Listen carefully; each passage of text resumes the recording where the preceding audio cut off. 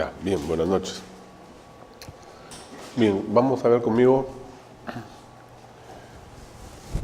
todos los temas vinculados al régimen de organización administrativa del Estado. Vamos a hacer una revisión panorámica y vamos al final, ojalá nos dé el tiempo, a dar algunas pautas sobre cómo se puede reformar o mejorar este tema. Usualmente, el tema de la organización administrativa ha sido un tema que se ha abordado en forma accesoria, en forma, vamos a decir así, incidental. En los cursos de Derecho Administrativo se suele ingresar directamente al análisis de la Ley de Procedimiento Administrativo, olvidándose de que el procedimiento administrativo es absolutamente instrumental. Y para tener un mejor conocimiento del procedimiento administrativo es una cuestión básica conocer cómo está organizado el Estado. Y no basta pues tener una perspectiva únicamente constitucional sobre cómo está organizado el Estado, sino que hay que aterrizar al ámbito específico del funcionamiento de la administración. Y en función de eso vamos un poco a hacer ciertas evaluaciones de lo que hace el Estado bajo sus diversas formas de actuación. Y vamos a poder identificar que el Estado, en el ejercicio de su función administrativa, cumple diversas tareas o funciones, que tiene un menú de opciones. Entonces, el Estado, en el ejercicio de la función administrativa, tiene un poder de policía, tiene un poder de ordenación, desarrolla actividad prestacional de servicio público, desarrolla actividad empresarial, desarrolla actividad sancionadora, etcétera, etcétera. Entonces, cuando hablamos en términos gruesos de la función administrativa del Estado, ello puede decir todo y nada a la vez, porque de alguna manera podemos entender que la función administrativa es todo aquello que hace el Estado a través de la administración pública, pero eso no es exactamente correcto, porque hay distintas formas de actuación administrativa, ¿correcto? Y en esas distintas formas de actuación administrativa se identifica la existencia de diversos tipos de procedimientos. Entonces, por lo menos en lo que a mí corresponde, creo que es indispensable, antes de aterrizar al procedimiento administrativo, que conforme el artículo 29 de la ley es totalmente instrumental, es necesario conocer cómo está organizada la administración. En otros países, a este primer aspecto se le denomina el derecho de la organización administrativa, como un tema distinto al procedimiento. De alguna manera, reconocer cómo se organizan en los distintos países los estados para hacer funcionar su administración, ¿correcto? Entonces, vamos un poco a ingresar a este tema y de ahí aterrizar posteriormente al régimen del procedimiento administrativo. A ver. Vamos corriendo.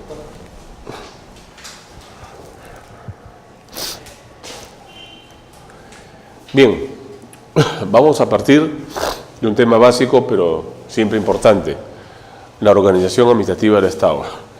Desde el punto de vista del derecho constitucional, la organización del Estado se estructura en base al principio de separación de poderes.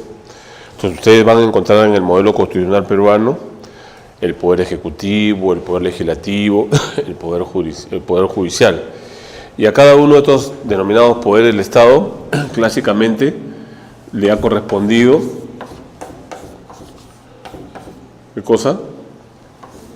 Una determinada función, ¿no es cierto?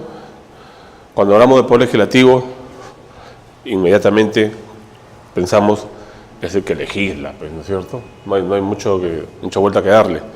Poder ejecutivo, el que administra, ejecuta, ¿no es cierto? Y poder judicial, el que administra justicia. Sin embargo, estos conceptos o visiones son hoy por hoy absolutamente estáticas.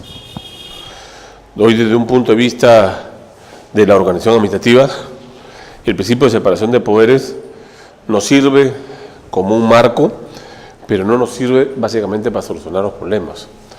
Porque detrás de estos denominados poderes del Estado, lo que existe es organización administrativa.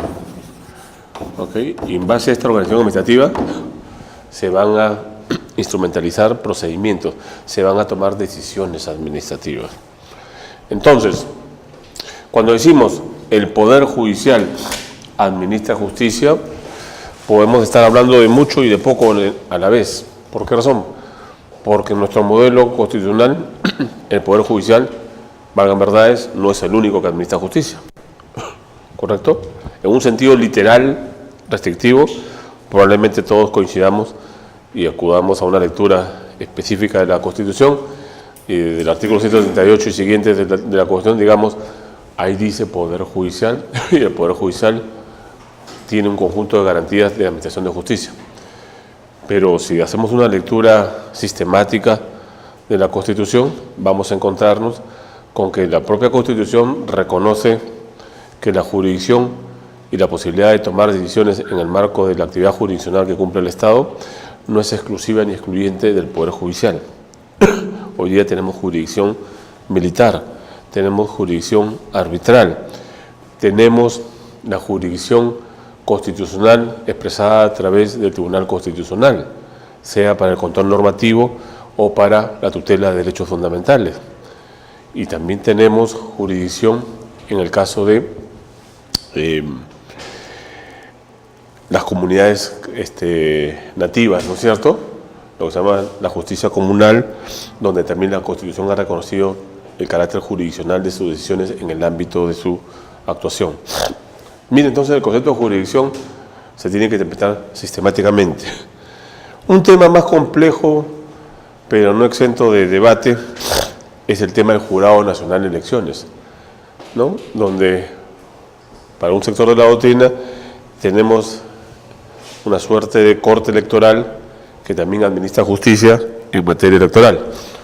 Sin embargo, que no quede la duda de que lo que hace el Jurado Nacional de Elecciones, las decisiones que adopta, son decisiones que puedan ser irrecurribles. ¿Por qué razón? Porque bajo el ropaje o el modelo de la teoría de los controles, toda actividad que cumple el Estado tiene que estar sometida a controles constitucionales. En consecuencia, a pesar de que la Constitución nos dice que las decisiones del Jurado Nacional de Elecciones en materia electoral no son recurribles, son definitivas, si hubiera alguna afectación a derechos fundamentales, esta puede ser materia de impugnación. Por ejemplo, en el precedente caso de Arturo Castillo Castillo contra el Jurado Nacional de Elecciones, a propósito de la vacancia del exalcalde provincial de Chiclayo, el Jurado Nacional de Elecciones declaró la vacancia del cargo de alcalde del señor Castillo hace algunos años, y el TC revisó la decisión del Jurado Nacional de Elecciones, por ejemplo, respecto a la legalidad y constitucionalidad de las vacancias, ¿no es cierto? Entonces, no es tan cierto pues que en abstracto la justicia electoral es una justicia definitiva. Si la justicia electoral, como toda actuación del Estado, genera un conjunto de irregularidades, ¿no es cierto?, esas irregularidades son susceptibles de control constitucional. Entonces, el TC le termina revisando, por ejemplo, sus decisiones al Jurado Nacional de Elecciones cuando hay irregularidades, cuando esas irregularidades afectan derechos fundamentales, como es en el caso que les comento en calidad de precedente, el caso de Castillo Castillo versus Jurado Nacional de Elecciones. ¿Se dan cuenta? Y la Constitución dice que no es impugnable las decisiones en materia electoral, sí, pero las regulares, no las irregulares, ¿no? ¿Ok? Entonces ahí tenemos un primer aspecto, los roles que cumple el Poder Judicial. Ya ven ustedes que no es el único que administra justicia. En cuanto al Poder Ejecutivo, y es donde nos vamos a concentrar, hay un análisis totalmente disfuncional sobre el rol que cumple el Poder Ejecutivo. ¿Por qué razón? Porque, para empezar, hay una falsa denominación. Se suele equiparar Poder Ejecutivo con Gobierno Nacional, y no es exactamente lo mismo. Las competencias nacionales no necesariamente significan Poder Ejecutivo. Son dos planos distintos en el régimen de organización administrativa del Estado. el Poder Ejecutivo es una clasificación, porque alguien conoce al Poder Ejecutivo, lo ha visto, le ha dado la mano, le dice, hola, ¿cómo estás? Buenos días, ¿qué tal? No es ni siquiera una persona jurídica de derecho público. No existe la persona jurídica de derecho público llamada Poder Ejecutivo. Lo que existe son instituciones que forman parte del Poder Ejecutivo, que están adscritas a determinados ministerios, a determinadas instituciones, ¿correcto? No hay técnicamente una institución llamada Poder Ejecutivo. Es un principio de organización que está recogido desde una perspectiva constitucional en la Carta de 1993. La Constitución, que duda cabe, habla de poderes del Estado, habla de Ejecutivo, Legislativo, Judicial, pero no hay un sujeto de derecho que se llame Poder Ejecutivo. ¿Sí, señor? Está conformada por Órganos no, instituciones. El órgano es el brazo, el organismo es el todo, ¿correcto? Entonces, el Poder Ejecutivo es una clasificación constitucional, pero que administrativamente no te dice nada, porque lo que tenemos administrativamente son organizaciones. Ya veremos en su momento sujetos de derecho o no. Es algo que vamos a ver en todos los instantes. Pero hay organización administrativa no solo en el Poder Ejecutivo, hay organización administrativa en toda la estructura del Estado peruano. ¿En el Poder Legislativo hay organización administrativa? Claro que sí. ¿En el Poder Judicial hay organización administrativa? Claro que sí. ¿En los gobiernos regionales? También. ¿En los gobiernos locales? También. ¿En los organismos constitucionales autónomos? Igual. Entonces, en toda la estructura dinámica de organización del Estado peruano hay administración. Y entonces no es tan cierto, pues, que solo el Poder Ejecutivo sea el que concentre toda la actividad de organización del Estado.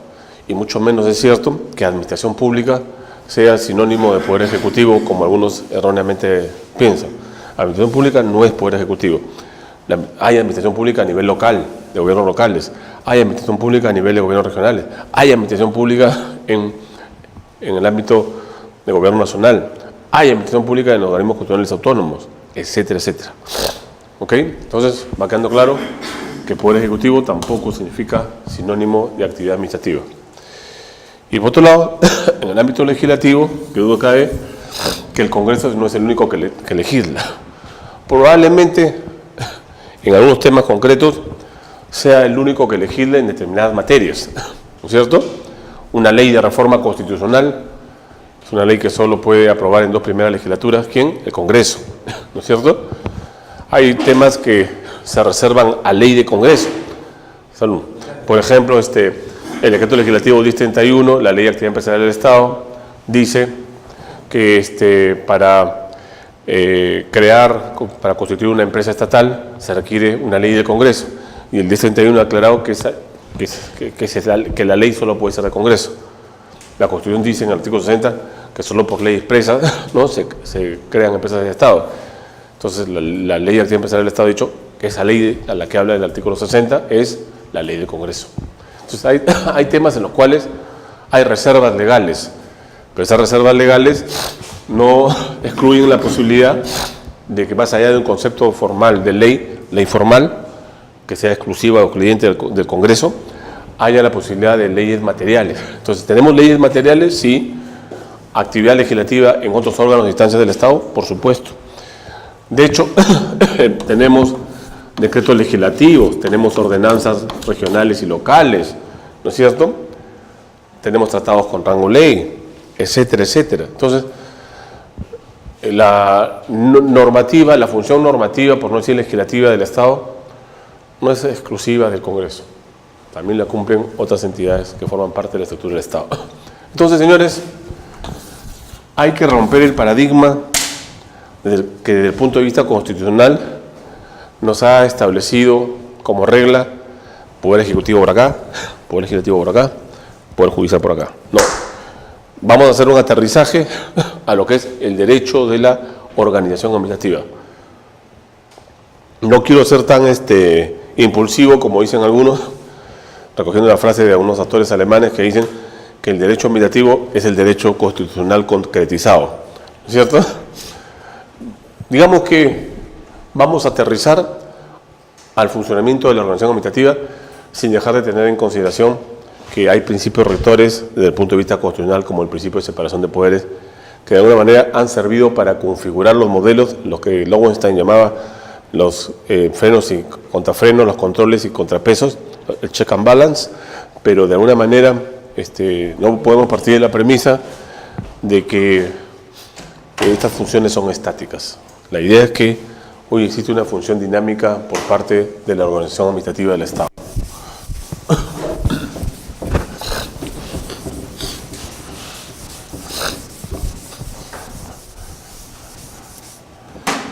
Bien, entonces vamos un poco a estos aspectos que están ahí, que están definidos. La presentación nos introduce en un tema teórico, pero vamos a ir rápido, no necesariamente vamos a seguir a pie de puntillas esto, es para que más o menos se vayan guiando.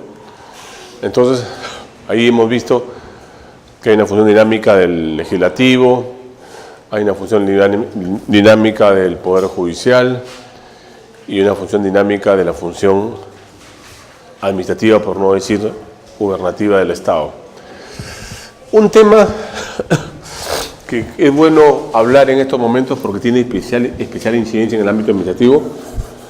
Vamos a tocarlo rápidamente, el tema del control difuso.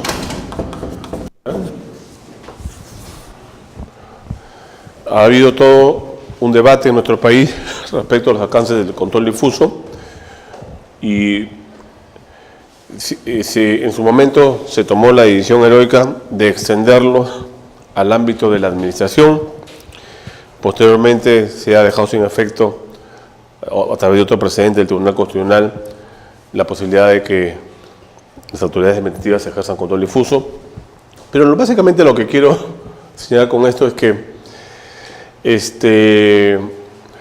a veces, por una mala perspectiva del régimen de organización administrativa del Estado, se suelen extender conceptos o categorías que no necesariamente son compatibles con estas funciones que desarrollan los diversos órganos del Estado, para hablar con puridad, los organismos del Estado. Y uno de estos temas que quiero traer a colación es el tema del denominado control difuso de la administración. ¿Qué pasa?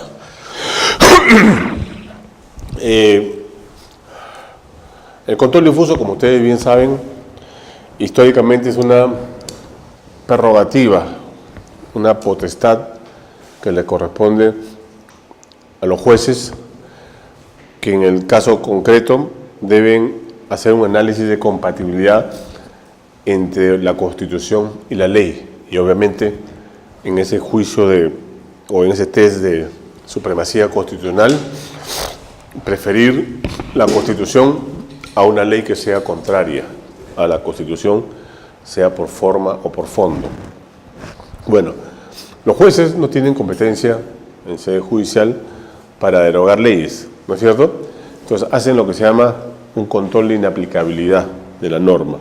Entonces, cuando verifican que la ley en materia de análisis es incompatible con la Constitución, prefieren la Constitución e inaplican.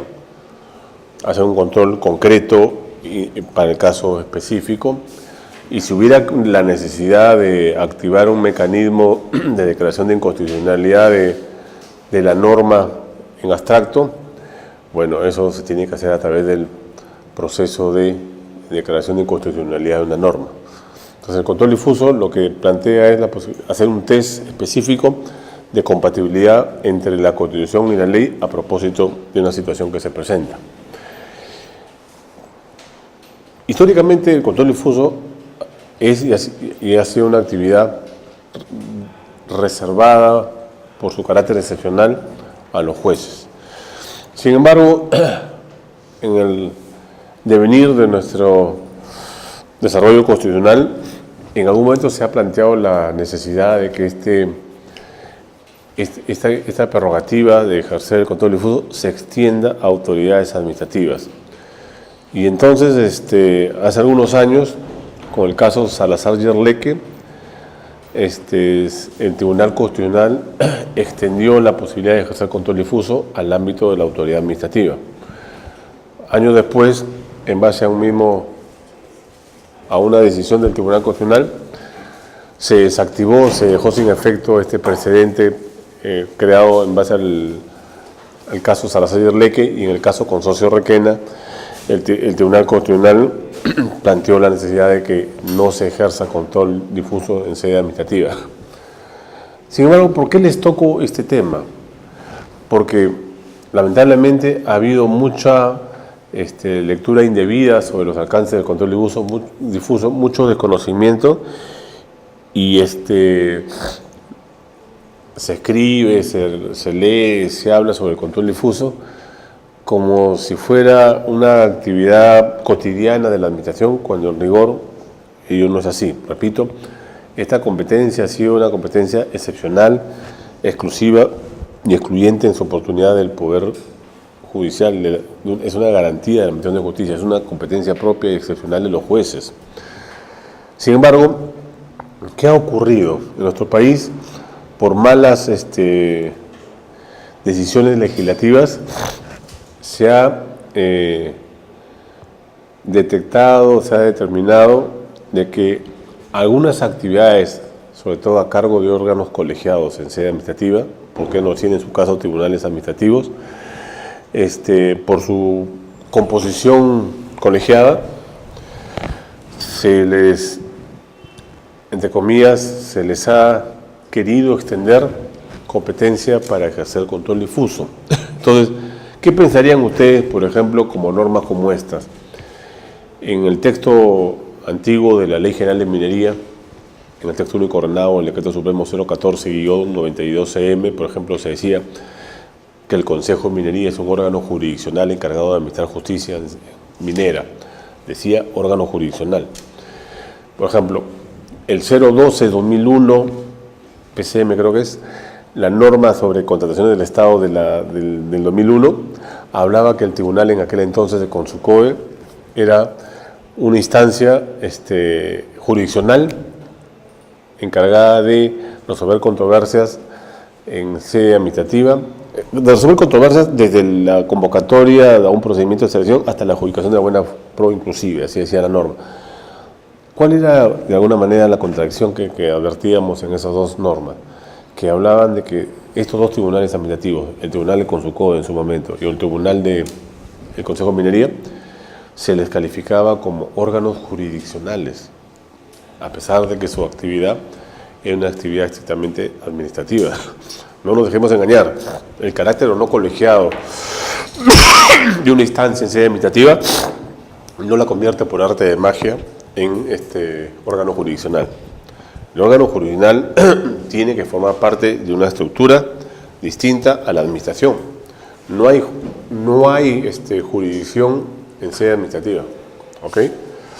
Eso es equivocado. En sede administrativa tenemos procedimiento con una o más instancias que, una vez agotada la vía, causa estado y puede ser contradicha o impugnada en sede judicial, sea a través de su vía natural el proceso contencioso administrativo, o cuando existe una afectación a derechos fundamentales a través de los procesos de garantía regulados en el Código Procesal Constitucional.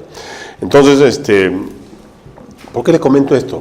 Porque a partir de esa aparente falta de precisión en sede administrativa respecto al funcionamiento de los tribunales administrativos, de los órganos colegiados, en algún momento se ha pretendido equiparar la función de los tribunales administrativos a las funciones que cumplen las instancias jurisdiccionales. Entonces, se ha pretendido y se pretende decir, por ejemplo, que determinados tribunales administrativos, en el fondo, tienen las mismas competencias que autoridades judiciales, lo cual es una aberración, pues. Los tribunales administrativos, aunque sea cual fuere su composición, no dejan de resolver sobre procedimientos. Ahí donde hay una jurisdicción previamente reconocida, se resuelve sobre procesos. Entonces hay diferencia entre procedimiento y proceso. Las decisiones que se adoptan en sede administrativa no generan cosa juzgada, cosa que se ocurre en sede judicial. Por eso que a veces hay que leer con lupa determinados textos. Por ejemplo, en Argentina he visto que hay textos sobre la cosa juzgada administrativa. Entonces uno dice, ¿cómo es eso? Una cosa juzgada administrativa. Puede haber cosas juzgadas en temas administrativos, siempre y cuando sea un pronunciamiento de carácter jurisdiccional sobre temas administrativos. Pero lo que no puede haber es cosas juzgadas administrativas, eso es una cosa de locos, ¿no es cierto? Entonces, el control difuso, que no quede la duda, es una competencia, es una prerrogativa de carácter judicial, jurisdiccional. Lo que pasa es que en el Perú, en algún momento se tomó la decisión audaz de extenderlo al ámbito administrativo, pero como pasa en muchas cosas, sin filtro alguno. O sea, se dijo, vamos a hacer control difuso en sede administrativa. Entonces, recuerdo mucho, en algunos casos se fue de alguna manera progresivamente incorporando el análisis en algunas sentencias del TC. Recuerdo, por ejemplo, que en el caso del proceso de inconstitucionalidad de la Ley de Justicia Militar, se habló algo sobre control difuso en sede administrativa. Después, en las decisiones sobre la constitucionalidad de la reforma del sistema pensionario de la 2530, también se habló del control difuso en sede administrativa. Y entonces eso fue dándole aire a un tema que en el fondo debió quedar siempre en la esfera jurisdiccional. Sin embargo, se extendió con el caso Salazar-Yerleque al ámbito administrativo. En el caso de Salazar-Yerleque, para los que no estén familiarizados, lo que básicamente se presentó fue más o menos el siguiente esquema. Salazar-Yerleque fue un administrado que presentó un reclamo ante la municipalidad de Surquillo, ¿no es cierto? Y no le atendieron adecuadamente su solicitud, y entonces le resolvieron en contra, entonces él debía presentar su apelación, pues. Entonces, en el TUPA de la Municipalidad de Surquillo había una disposición que condicionaba el recurso de impugnación, en este caso la apelación, al pago previo de una tasa por apelación. Entonces, Salazar-Yerleque, que probablemente haya tenido todo el tiempo del mundo, dijo, no, acá me están condicionando el ejercicio de un derecho fundamental al pago previo, ¿no es cierto? Y entonces llevó su caso hasta el Tribunal Constitucional, y el Tribunal Constitucional dijo pues que en su momento las municipalidades y en general las entidades no podían condicionar el ejercicio de un derecho fundamental, en este caso el derecho de petición, bajo la modalidad de derecho de contradicción, ¿no es cierto? No la podían condicionar ¿a qué cosa? Al pago previo de una tasa. Lo cual puso de cabeza a las municipalidades, ¿no es cierto? ¿Por qué razón? Porque las tasas son una fuente sustantiva de ingresos de las municipalidades, y las tasas por apelación eran, ¿no?, parte del ingreso previsto en este caso, por las municipalidades. Pero las municipalidades han tenido que empezar a ser muy creativas para, sin violentar el precedente, ¿no es cierto?, permitir que para impugnar no se pague, pero sí terminan cobrando por otras actuaciones, ¿no es cierto? Por ejemplo, en los temas de uso de espacio público, ¿no es cierto? Probablemente las empresas prestadoras tipo Sedapal, Luz del Sur, etcétera, no se les puede cobrar, porque hay regulación a través de ordenanzas, no se les puede cobrar por el uso de espacio público, pero les puedes cobrar por fiscalización, ¿no? Entonces, hay mecanismos, ¿no es cierto? Lo que debe quedar claro es que las municipalidades, en este caso, y en general las instituciones públicas, no pueden condicionar el ejercicio de un derecho de impugnación al pago de una tasa previa. Ahora, el tema no queda muy claro, no ha producido mayor debate, pero ¿qué pasa, por ejemplo, en las impugnaciones en los procedimientos de selección, donde efectivamente no te exigen tasa, pero te condicionan, por ejemplo, a la presentación de fianza? La fianza para apelar, por ejemplo, o la fianza en general para impugnar, ¿no es cierto? 3% sobre el monto del valor referencial, ¿no? Entonces, claro, no te están diciendo que no puedas impugnar, no te están diciendo de que tu derecho esté condicionado al pago de una tasa, ¿no es cierto? Pero si te dicen, si quieres impugnar, tienes que afianzar. Entonces, claro, la tasa es distinta a la fianza, pero en el fondo la fianza termina siendo disuasoria, ¿no? del administrado, porque no son pocos los casos donde el administrado dice, como no hay predictibilidad en muchos tribunales administrativos, léase por ejemplo tribunales de contrataciones, ¿no es cierto? Tú no sabes si tu 3% sobre el valor referencial queda cual casino que hay en la casa, ¿no es cierto? La casa gana, ¿no es cierto? Porque si la cosa fuera absolutamente clara, la gente se lanza pues a presentar sus impugnaciones acompañando sus fianzas sobre la base de que hay predictibilidad. Pero ahí donde no hay predictibilidad, un 3% sobre el monto de valor referencial del proyecto, del proceso, es complicado, ¿no es cierto? Porque termina siendo un recurso para el OCE, en este caso. Entonces la gente tiene temor de impugnar